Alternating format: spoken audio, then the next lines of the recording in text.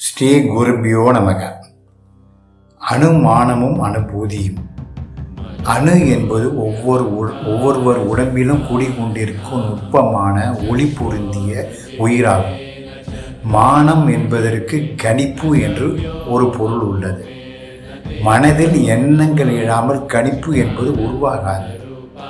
அதாவது நுட்பமான ஒளி பொருந்திய அணு மானமாக, அதாவது எண்ணங்களாக வெளிப்பட்டால் ரமண மகரிஷி எண்ணங்களை பற்றி இவ்வாறு கூறுகிறார்: உங்கள் எண்ணங்களை நம்பாதீர்கள்.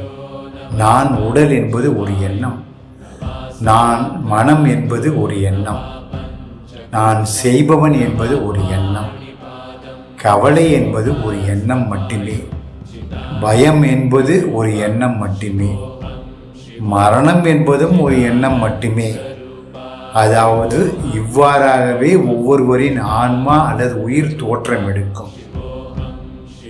மாறாக பூதி என்பதற்கு உடம்பு மற்றும் திருநீறு என்று பொருள் உள்ளது.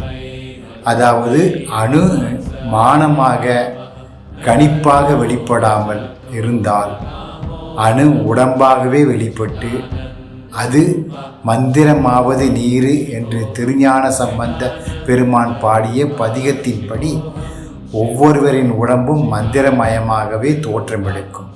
திருச்சிற்றம்பலம்.